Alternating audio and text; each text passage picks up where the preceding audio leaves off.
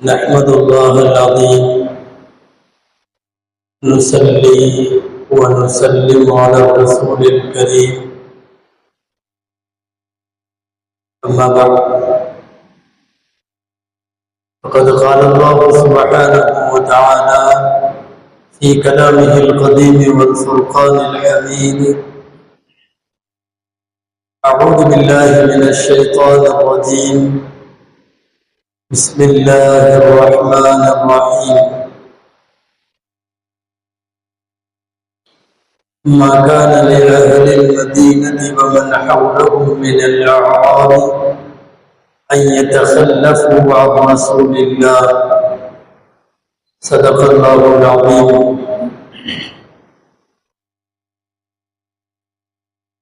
وقال رسول الله صلى الله عليه وسلم تربة أرضنا بريق بعضنا يشفى مريضنا بإذن ربنا صدق رسول الله صلى الله عليه وسلم. எல்லா புகழும் அல்லாஹ் ஜல்ல ஷானஹு தஆலா ஒருவனுக்கே உரித்தாகும். அருமைநாயகம் முஹம்மது ரசூலுல்லாஹ் ஸல்லல்லாஹு அலைஹி வஸல்லம் அவர்களின் மீதும் நற்பாக்கியங்கள் நிறைந்த அவர்களுடைய உம்மத்தின் மீதும் குறிப்பாக இந்த ஜும்மா நாளில் நம் அனைவர் மீதும் எல்லாம் வல்ல அல்லாஹ்வின் நல்லருள் என்றென்றும் நிறைவாக உண்டாவதாக. ஆமீன். அல்லாஹ்வின் பேரருளால் சத்திய சன்மார்க்கமான இஸ்லாத்தில் அல்லாஹ்வினுடைய மற்றும் அவனுடைய தூதருடைய வழிகாட்டுதல்கள் படி வாழுகிற பேறுபெற்ற முஸ்லிம்களாய் அல்லாஹ் நம்மை ஆக்கி வைத்திருக்கிறான். அல்ஹம்துலில்லாஹ். உலகத்தின் எல்லா சமயங்களுக்கும் புனித தலங்கள் உண்டு. அந்த புனித தலங்களுக்கு போவார்கள், வழிபடுவார்கள். எல்லாம் வல்ல அல்லாஹ் இஸ்லாமிய மார்க்கத்தை அடியொற்றி வாழுகிற முஸ்லிம் சமுதாயத்திற்கு உலகத்தின் 3 பெரிய புராதன சின்னங்களை வழிபாட்டு தலங்களில் புனிதமானவைகளை ஆக்கியிருக்கிறார். ஒன்று மஸ்ஜிதுல் ஹராம், இன்னொன்று மஸ்ஜிதுல் அக்ஸா, இன்னொன்று மஸ்ஜிதுல் நபவி. நாம் கடந்த வாரம் ஹஜ்ஜை பற்றியும் மக்காவிலே ஹாஜிகளின் செயல்பாடுகள் குறித்து பேசினோம். உலக முஸ்லிம்கள் எல்லாம் ஆன்மீகமாய் பயணம் மேற்கொள்ளுவதற்கு அனுமதிக்கப்பட்ட, அப்படி பயணம் செய்ய வேண்டும் என்று வலியுறுத்தப்பட்ட தலங்களில் புனித மதீனாவும் ஒன்று. பெருமானார் ஸல்லல்லாஹு அலைஹி வஸல்லம் அவர்கள் கால் பதிப்பதற்கு முன்னால் அந்த ஊருக்கு யஸ்ரிப் என்று பெயர். நபிகள் ஸல்லல்லாஹு அலைஹி வஸல்லம் அந்த மண்ணிலே கால் வைத்ததற்கு பிறகு அது மதீனா என்றும் மாநபியின் மதீனா என்றும் அழைக்கப்படுகிறது. அல்லாஹ் தஆலா பெருமானார் ஸல்லல்லாஹு அலைஹி வஸல்லம் இறுதி காலத்தில் வாழுவதற்கும் இறுதியாய் அவர்கள் அடங்குவதற்கும் இஸ்லாமிய எழுச்சிக்கும் மறுமலர்ச்சிக்கும் வித்திடும் வண்ணம் மதீனாவை தேர்ந்தெடுத்தார். பெருமானாருக்கு பெற்றோரை தேர்ந்தெடுத்தவன் அவன். பெருமானாருக்கு தோழர்களாக சஹாபாக்களை பெற்றெடுத்தவன், தேர்வு செய்தவன் அவன். பெருமானார் வாழுகிற ஊர், வசிக்கிற ஊர், போகிற தளங்கள் எல்லாவற்றையும் துல்லியமாய் தேர்வு செய்த ரப்புல் ஆலமீன் அல்லாஹ் தஆலா நபிகள் ஸல்லல்லாஹு அலைஹி வஸல்லம் இறுதி 10 ஆண்டு காலங்கள் அவர்கள் வாழுவதற்கு ரப்பு தேர்வு செய்த புனித நகரம் மதீனா.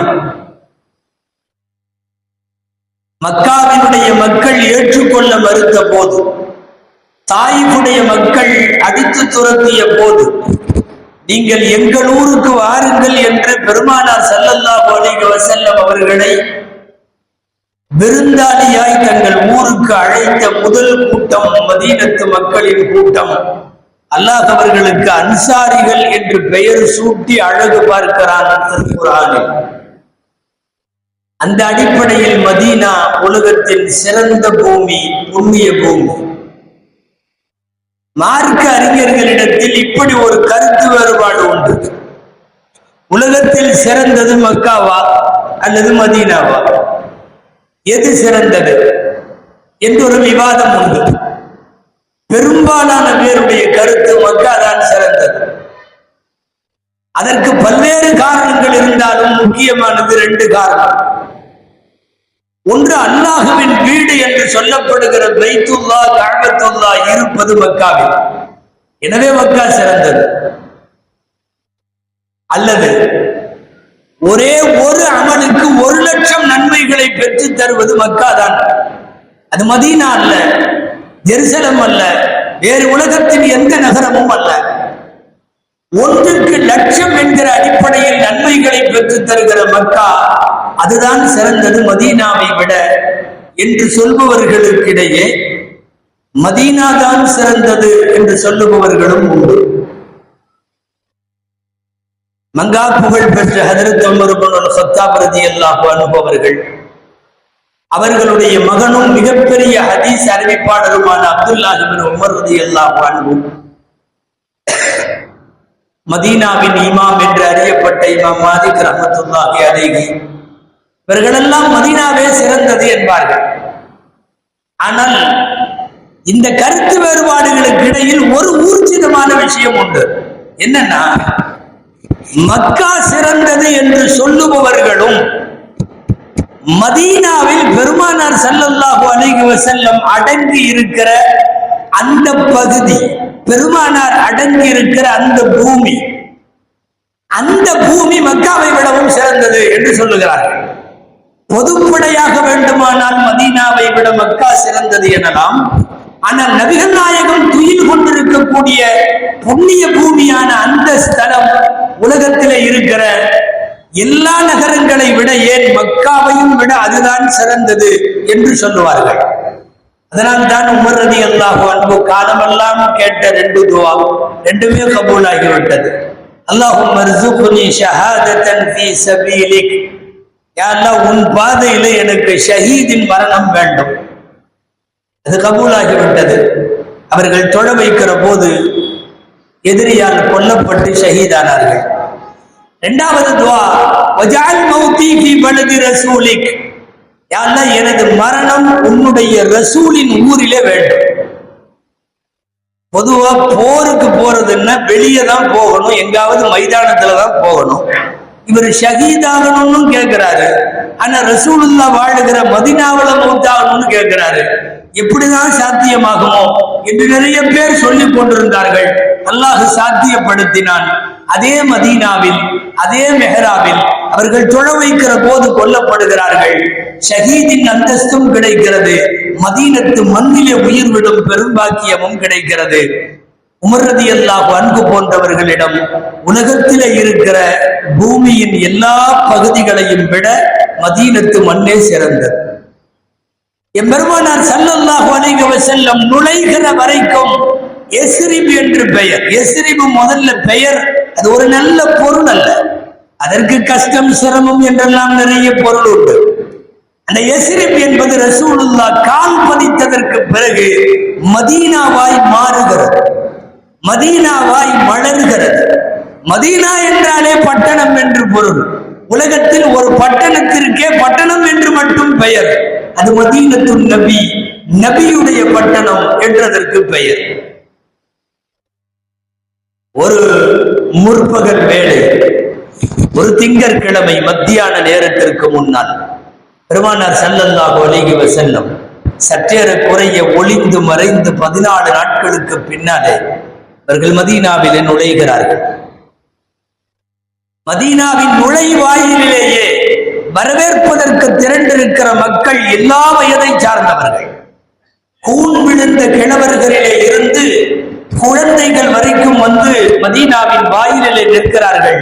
முஹம்மது ரசூலுல்லாஹ் ஸல்லல்லாஹு அலைஹி வஸல்லம் அவர்களை வரவேற்பதற்காக எல்லாரும் வந்து நிற்கிறார்கள். பெருமானார் ஸல்லல்லாஹு அலைஹி வஸல்லம் அவர்களும் அபூபக்கர் ரலியல்லாஹு அன்ஹுவும் உள்ளே நுழைகிற போது ரெண்டு பேரும் ஒரே மாதிரி இருக்கிறார்கள். பெருமானார் விசேஷ ஆடை அணியவில்லை, தனித்துவமாய் தெரிவதற்கென்று எந்த டாம்பீகமும் இல்லை. அப்போதுதான் கவனித்த அபூபக்கர் ரலியல்லாஹு அன்ஹு அவர்கள், இவர்கள் தான் பெருமானார் ஸல்லல்லாஹு அலைஹி வஸல்லம் என்று காட்டும் கோலத்தில் ஒரு துண்டை எடுத்து பெருமானாரினுடைய தலையின் மீது குடை பிடிப்பதை போல இவர்கள் ஒரு சேவகரை போல பிடித்து காட்டிய போது புரிந்து கொண்டார்கள் மக்கள், இவர்கள் தான் அல்லாஹ்வின் தூதர் முஹம்மது ஸல்லல்லாஹு அலைஹி வஸல்லம். ஹாதா ரசூலுல்லாஹ், ஹாதா ரசூலுல்லாஹ், அல்லாஹு அக்பர் என்று சப்தமிட்டார்கள். அல்லாஹ்வின் தூதர் வந்து விட்டார், முஹம்மது ஸல்லல்லாஹு அலைஹி வஸல்லம் வந்து விட்டார்கள். உள்ளே நுழைந்தவர்கள் சுற்றி இருந்து தங்களை வரவேற்க வந்திருந்த குழந்தைகளை பார்த்தவுடன் கீழே அமர்ந்து விடுவார்கள். அந்த குழந்தைகளை எல்லாம் அப்படியே சேர்த்து கொண்டு பெருமானார் ஸல்லல்லாஹு அலைஹி வஸல்லம் கேட்டார்கள், அத்துஹிப்பூனனி, என்ன உங்களுக்கு பிடிக்குமா?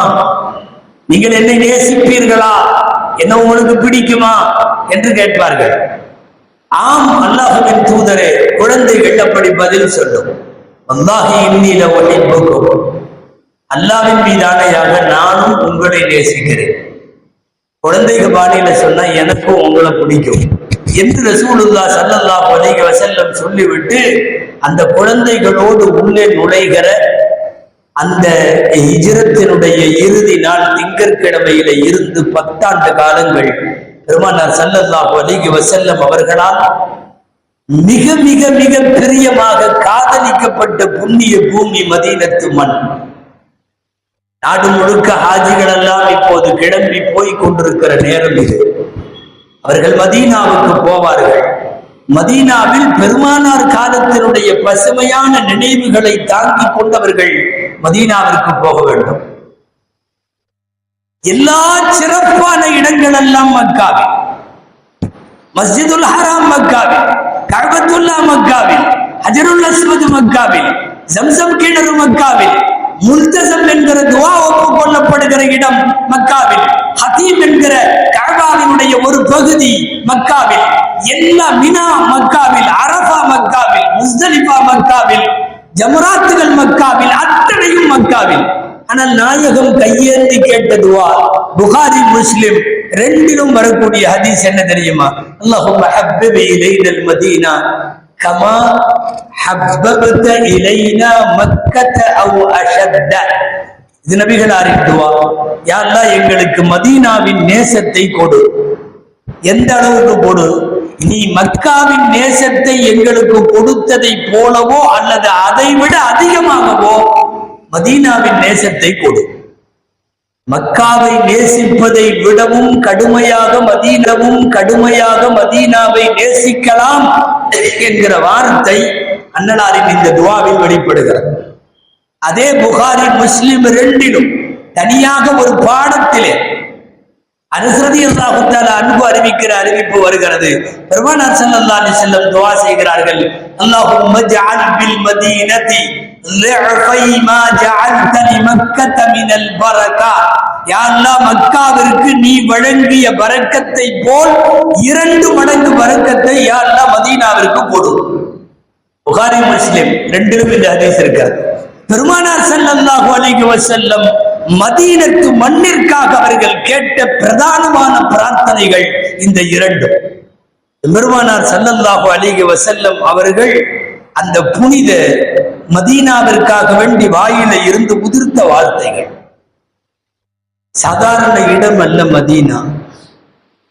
எல்லாரும் ஆசைப்படுகிற சுவனம் அதனுடைய ஒரு பகுதி பூமியில் இருக்கிறது. அது மதீனாதான் முகவரி என்றால் எவ்வளவு பெரிய பூமி! மாபைன பைத்தி வ மிம்பரி ரௌதத்தும் மின் ரியாதில் ஜன்னா. உலகத்திற்கு சொல்லுகிறார்கள், எனது வீட்டிற்கும் எனது மெம்பர் படிக்கும் இடையிலே உள்ள இடம் சுவனப்பூங்கா. ஒரு சில அறிவிப்புகளில் மாபைன பைத்தி என் வீட்டுக்கும் என்று வருகிறது. புகாரியில் எல்லாம் இந்த வார்த்தை வருகிறது, எனது கபருக்கும் எனது மெம்பருக்கும். வாடுகிற போதே கபரின் இடத்தை சொல்லுகிறார்கள் நாயகம். நாம் கவனிக்க வேண்டும். எனது கபருக்கும் எனது மெம்பருக்கும் இடைப்பட்ட பகுதி ரௌதத்துல் ஜன்னா. உலகம் அழிகிற போது எல்லாம் அழியும், எல்லாம் அழியும். மதீனாவின் ஓரஞ்சாரம் எல்லாம் கூட அழியலாம், மக்கா அழியலாம். இந்த இடம் ரசூலுடைய கபருக்கும் மெம்பருக்கும் இடையிலே உள்ள இடம் உயர்த்தப்படும். அது உலகத்தில் அழியாது. துனியாதான் அழிந்து போகும். அது ஆகிரத்தினுடைய சொர்க்கம். ஆகிரத்தின் சொர்க்கம் அழிவதற்கு வாய்ப்பில்லை. உலகத்திற்குத்தானே கியாமத், உலகத்திற்குத்தானே சாஅத், உலகத்திற்குத்தானே அழிவு. பெருமானார் ஸல்லல்லாஹு அலைஹி வஸல்லத்தினுடைய அந்த இடம் அழியாது. இமாம் புகாரி தனியாக ஒரு பாடத்திற்கு தலைப்பு வைக்கிறார்கள். என்ன தலைப்பு? இதே வார்த்தை தான் தலைப்பு. எனது கபருக்கும் எனது மெம்பருக்கும் இடையில் உள்ள இடம் சுவனப்பூங்கா. மபைன கபரி மெம்பரி ரௌதத்தும் மின் ரியாதில் ஜன்னா என்பது தலைப்பா. பெருமானார் ஸல்லல்லாஹு அலைஹி வஸல்லம் வாழ்க்கையில் ஒரே ஒரு இடத்தில் எங்காவது நின்றால் கூட முஸ்லிம் உம்மத்து அங்கே போய் நிற்க வேண்டும் என்று ஆசைப்படுகிறது. 10 ஆண்டு காலம் பெருமானார் ஸல்லல்லாஹு அலைஹி வஸல்லம் வசித்த இடம், வாழ்ந்த இடம், சாப்பிட்ட இடம், உறங்கிய இடம், தொழுத இடம், தொழ வைத்த இடம், 10 ஆண்டு தொடர்ந்து குர்பானி கொடுத்த இடம், 10 ஆண்டு தொடர்ந்து இஅ்திகாஃப் இருந்த பள்ளிவாசல், 10 ஆண்டு 2 பெருநாட்கள் இருந்த இடம். ஒரு வழியில் போய்விட்டு மறுவழியிலே வந்து மதீனாவின் தெருக்கள் எல்லாம் பெருமானாரின் பரக்கத்தை வாங்கி வைத்திருக்கிற புண்ணிய பூமி மதீனா என்கிற பூமி. ஆசை வேண்டும், நாங்கள் மதீனாவை போக வேண்டும், பார்க்க வேண்டும், தரிசிக்க வேண்டும், அழ வேண்டும், தொழ வேண்டும், அன்னடம் பெருமானாருக்கு சலாம் சொல்ல வேண்டும் என்கிற துஆ எப்போதும் வேண்டும். பெருமானார் ஸல்லல்லாஹு அலைஹி வஸல்லம் நோயாளியை கொண்டு வருவார்கள். பெருமானாரிடம் தங்களுடைய விரலால் எச்சிலை தொடுவார்கள், மதீனாவின் மண்ணை தொடுவார்கள். அந்த எச்சிலில் மண்ணை கடந்ததற்கு பிறகு நோயாளியின் மீது வைப்பார்கள். சொல்லுவார்கள், வாயால் வைத்துவிட்டு சொல்லுவார்கள், துர்பத்து அர்தினா, நம்முடைய இந்த பூமியின் மண்ணாகிறது, பிரீகி பாதினா, நம்மளுடைய எச்சியினால், யுஷ்பா மரீதுனா, நம்முடைய நோயாளிகளுக்கு ஷிஃபாவாக்கப்படும், பிஇத்னி ரப்பினா, நம்முடைய ரப்பின் அனுமதியோடு, ரப்பின் அருளோடு. இந்த உலகத்தில் நோய்களை தீர்க்கிற அருமருந்தாய் ஒரு புண்ணிய பூமியினுடைய மண் விளங்குகிறது என்றால் அது மதீனத்து மண் என்று பார்க்கிறோம். இந்த உலகத்தில் கியாமத்து வரை வரக்கூடிய பெரிய ஃபித்னாக்கள் 2 ஃபித்னாக்கள். ஒண்ணு ஈமானிய ஃபித்னா, அது தஜ்ஜால்னு சொல்லுவாங்க, தஜ்ஜாலுடைய வருகை. இன்னொன்னு உடல் சார்ந்த ஃபித்னா, பெரிய ஃபித்னா, அது காலரா. இந்த 2ம் மதீனாவிற்குள் நுழையாத கியாமத்து வரை என்றார்கள் நாயகம் ஸல்லல்லாஹு அலைஹி வஸல்லம். சொல்லுகிற போது சில பேருக்கு சந்தேகம் வரலாம், கொரோனா வந்தது, கொரோனா வந்த போதெல்லாம் காலரா வந்த போது இறந்த இறப்பெல்லாம் இல்லை. அமவாஸ் என்கிற இடத்தில் ஷாமிலே காலரா வந்தது. சஹாபாக்கள்ல கிட்டத்தட்ட 70,000 பேர் மௌத்து. இங்க ஒவ்வொரு நாளும் 10,000 பேர் எல்லாம் மௌத்தாகல. அது கொரோனாவா இருக்கட்டும், என்ன முசீபத்துகளாக இருக்கட்டும், காலரா என்பதிலே 70,000 பேர் ஒரு கிராமத்தின் மக்கள். எனவே அந்த நோய் நுழைவதற்கு வாய்ப்பில்லை, தஜ்ஜால் நுழைவதற்கு வாய்ப்பில்லை. அல் குர்ஆன் இன்றைக்கு வரையும் பேசுகிறது, தக்வாவின் மீது கட்டப்பட்ட பள்ளிவாசல் அங்கே இருக்கிறது, நபியே நீங்கள் அங்கே நில்லுங்கள். மதீனத்து பள்ளிவாசலை பேசுகிறார். மதீனாவின் எல்லாம் புனிதமானது. ஏன்? மதீனத்து மக்கள் கூட அல்லாஹ்வின் பார்வையில் புனிதமானவர்கள். ஈமானுடைய பாடம் புகாரி ஷரீஃபில் இமாம் புகாரி ரஹிமஹுல்லாஹ் ஒரு பாடத்திற்கு தலைப்பு என்ன தெரியுமா வைக்கிறார்கள்? உப்புல் அன்சாரி மினல் ஈமான். அன்சாரிகளை நேசிப்பது ஈமானின் அடையாளம். யாராவது மதீனத்தின் அன்சாரிகளை ஒருவன் வெறுக்கிறான் என்றால் அவன் ஈமான் அல்ல, அவன் நிஃபாக் என்கிற முனாஃபிக் என்கிற நயவஞ்சகத்தனத்திலே சேருவான் என்கிறது ஹதீஸ். மார்க்கத்திற்காக வேண்டிய அரும்பாடுபட்ட 12,000 சஹாபாக்கள் அந்த பள்ளிக்கு பக்கத்தில் தூங்கி கொண்டிருக்கிறார்கள். பகீஉல் கர்கத் என்கிற ஜன்னத்துல் பகீ பள்ளிவாசல். சய்யிது சுகதா உள்ளிட்ட ஷஹீதுகளின் தலைவர்கள் என்று அடையாளமிடப்படுகிற உஹது சுகதாக்கள் உறங்கிக் கொண்டிருக்கிற இடம் அது. இந்த உலகத்தின் மூளை முடுக்கெல்லாம் நாலா பக்கம் அல்ல 8 திக்கிலும் உலகத்திற்கு இஸ்லாமை கொண்டு போய் சேர்த்த பெருமக்கள் எல்லாம் படித்த திண்ணை மதரசா இன்றைக்கும் மஸ்ஜிது நபவியிலே அந்த திண்ணை இருக்கிறது. அபூ ஹுரைராவை இந்த உலகத்திற்கு அர்ப்பணித்த திண்ணை அல்லவா அது. இவைகளெல்லாம் மதீனாவினுடைய புனிதங்கள், புனித சின்னங்கள். அங்கே இருக்கிற எல்லாம் புனிதமானது. நல்லவேளை எந்த மாற்றமும் இல்லாமல் பெருமானார் காலத்தினுடைய உள் பள்ளி அப்படியே இன்னும் வைக்கப்பட்டிருக்கிறது. அன்றைக்கு இருந்தது போலவே சுற்றிலும் இடது வலது பின் முன் எல்லாம் கட்டடங்கள் விசீரணமாக்கப்பட்டு நவீனமயப்படுத்தப்பட்டாலும் உள்ளரங்கம் ரசூலுல்லாஹ் தொழ வைத்த பள்ளிவாசலும் மெஹராபும் அப்படியே இருக்கிறது. அந்த தூண்களும் இருக்கிறது. 8 வருஷ காலம் பெருமானார் குத்துபா ஓதுகிற போது மெம்பர் படியில நிற்பார்கள். ஒரு மரக்கட்டையில குத்துபா ஓதுவார்கள். ஹிஜ்ரி 8வது ஆண்டு மக்கா வெற்றியின் போது புதிய மெம்பர் ஒன்று செய்து படிக்கட்டு அமைப்பில் செய்யப்பட்டு கொண்டு வந்து அன்பளிப்பு செய்த போது அந்த கட்டையை தூக்கி கீழே வைத்தார்கள். சொல்லுவது வரலாறு அல்ல, நமது கதை அல்ல. அதிகமான சஹாபாக்களால் அறிவிக்கப்பட்டிருக்கிற 100க்கு 100 அல்ல, அதற்கு மேல் உண்மையான செய்தி. அந்த கட்டையிடமிருந்து அழும் சத்தம் வந்திருக்கிறது. பக்கத்தில் உள்ளவர்கள் எல்லாம் கை வைத்திருக்கிறார்கள் கட்டையின் மீது. அழுகையை நிறுத்தவில்லை. நாயகம் அமர்ந்து குதுபா கொடுத்த அந்த படி அழுதிருக்கிறது. புகாரி ஷரீஃபில் ஜாபிர் இப்னு அப்துல்லா ரலியல்லாஹு அன்ஹு அறிவிக்கிறார்கள், ஒட்டகத்தினுடைய குட்டி அழுவதை போல அந்த கட்டை அழுதது. இவர்களெல்லாம் பக்கத்தில் இருந்து பார்த்தவர்கள் சொல்லுகிறார்கள். அப்துல்லாஹ் இப்னு உமர் ரலியல்லாஹு அன்ஹு சொல்லுகிறார்கள், குழந்தை அழுவதை போல விசும்பி அந்த கட்டை அழுதது. எங்கும் போகவில்லை நாயகம், வேறு படியிலே அமர்ந்திருக்கிறார்கள். இது ஏதோ கற்பனையாக கொஞ்சம் கூடுதலாக சொல்லுவார்களோ என்று நீங்கள் நினைக்கலாம். இல்லை, நாயகம் இறங்கி வந்து கட்டையின் மீது கை வைத்து அதை ஆசுவாசப்படுத்தியதற்கு பின்னால் அழுகை நின்றது. இந்த கட்டையை இங்கேயே வைக்க வேண்டும், இது மஸ்ஜிது நபவியின் நினைவாக இருக்கட்டும். முந்தைய சஃபிலே ஒரு குழி தோண்டி அந்த கட்டையை அங்கே அடக்கம் செய்திருக்கிறார்கள். அநேகமாய் ஹாஜிகள் நீங்கள் போய் தக்பீர் கட்டி தொழுகிற ஏதேனும் ஒரு இடத்தில் அந்த சஃபில் இந்த கட்டை இருக்கிறது. குர்ஆனுடைய ஆயத்துக்கு இணையாக இந்த ஹதீஸ் சொல்லப்படுகிறது. காரணம், அவ்வளவு பேர் இதை பார்த்தவர்கள் அறிவிக்கிறார்கள். உலகத்தில் சியாசித்தா என்று சொல்லக்கூடிய அதிகாரப்பூர்வமான 6 கிரந்தங்கள், புகாரி, முஸ்லிம், திருமதி, நசை, அபூ தாவூத், இப்னு மாஜா, அத்தனை நூல்களிலும் இந்த ஹதீஸ் இருக்கிறது. அல்லாமா ஹசன் பஸ்ரி ரஹிமஹுல்லாஹ் மனித சமுதாயத்தை பார்த்து கேட்பார்கள், என் மக்களே, பெருமானார் அவர்கள் குத்துபா கொடுத்த அந்த கட்டையின் மீது நின்று கொடுத்தார்களே, அந்த கட்டை கதறுகிறது. காருண்ய நபியின் மீது கட்டைக்கு இருந்த பிரியம் கூடவா உங்களுக்கு பெருமானார் மீது இல்லை என்று கேட்பார்கள். ஹசன் பஸ்ரி ரலியல்லாஹு அன்ஹு, அந்த கட்டை முந்தைய வரிசையிலே அது ஷஹீதாக்கப்பட்டு அது அடக்கப்பட்டிருக்கிறது. அந்த காலத்தினுடைய துன்பங்கள் அனைத்தும் இன்றைக்கும் அந்த உள்பள்ளியில இருக்கிறது. பள்ளிவாசலுக்கு குறுக்க இருக்குதுன்னு சொல்லி ஒரு கட்டை வர்றப்ப போறப்பெல்லாம் இடிக்குதுன்னு சொல்லி ஒரு கூரையினுடைய ஒரு மர கட்டை உருளை அதை புடுங்கி போட்டாங்க உமர் ரலியல்லாஹு அன்ஹு. வீட்டு உரிமையாளர் அப்பாஸ் ரலியல்லாஹு அன்ஹு நேரா நீதிபதிட்ட போனார். நீதிபதி உபய் இப்னு கஅப் ரலியல்லாஹு அன்ஹு 2 பேரையும் கூப்பிட்டாங்க. அன்றைக்கு அவர்கள் கலீஃபா, நீங்கள் நினைவிட கொள்ள வேண்டும்.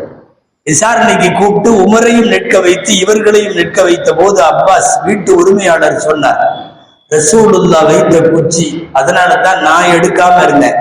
இது என்னமோ வர்றப்ப போறப்ப இடைஞ்சலா இருக்குன்னு இவர் கலீஃபாங்கிறதுனால இவர் உறுதி போட்டாரு, நீங்க தான் தீர்ப்பு சொல்லணும்.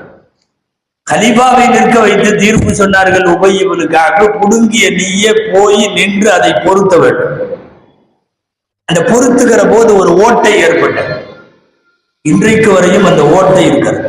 இவ்வளவு பிரம்மாண்டமா பள்ளியை கட்டி முடிச்சாலும் நீங்க பாபு சலாம் வழியாக சலாம் சொல்றதுக்கு பெருமானாருக்கு உள்ளே நுழைகிற போது வலது பக்கத்துல பாத்தீங்கன்னா ஆயத்தெல்லாம் செவுத்துல எழுதியிருக்கும்.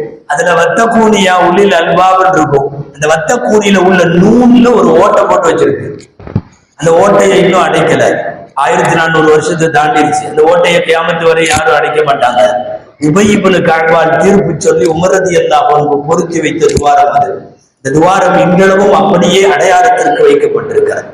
நாம் தொழ வைக்கிற, நாம் தொழுகிற மஸ்ஜிது நபவியினுடைய முந்தன சஃபில் நீங்கள் பார்க்க முடியாது. ஆனால் முசல்லாவை தூக்கினால் அங்கே எழுதப்பட்டிருக்கிறது உமர் கொல்லப்பட்ட இடம். உமர் ரலியல்லாஹு அன்ஹு ஷஹீதான இடத்திலே தான் நின்று இங்கே போகிற ஹாஜிகள் தக்பீர் கட்டுகிறார்கள். பள்ளிவாசல் முழுக்க இஸ்லாத்தினுடைய புராதன சின்னங்களை, நினைவு சின்னங்களை, புண்ணிய தடங்களின் நினைவடைகளை, அதனுடைய தடயங்களை எல்லாம் சுமர்ந்திருக்கிற இடம்தான் புனித மதீனா. பெருமானார் ஸல்லல்லாஹு அலைஹி வஸல்லம் சொன்னார்கள், உங்களில் யாராவது மதீனாவிலே மௌத்தாக முடியும் என்றால் மதீனாவிலே மௌத்தாகுங்கள். மதீனாவிலே மௌத்தாகுபவர்களுக்கு நான் சிபாரிசும் செய்வேன், நான் சாட்சியாளனாகவும் அவர்களுடைய ஈமானுக்கு சாட்சியாளனாக நான் இருப்பேன் என்று சொன்னார்கள் பெருமானார் ஸல்லல்லாஹு அலைஹி வஸல்லம். அல்லாஹ் ஜல்ல ஷானுஹு தஆலா புனித மக்காவையும் மதீனாவையும் இஸ்லாத்தினுடைய புனித கரங்களையும் வாழ்நாளில் ஹஜ்ஜின் மூலமும் உம்ராவின் மூலமும் மீண்டும் மீண்டும் ஜியாரத்து செய்கிற, தவாஃப் செய்கிற, இபாதத்து செய்கிற நற்பேற்றை அல்லாஹ் நம் அத்தனை பேருக்கும் மீண்டும் மீண்டும் நசீபாக்குவானாக. ஆமீன். வஆஹிரு தஅவானா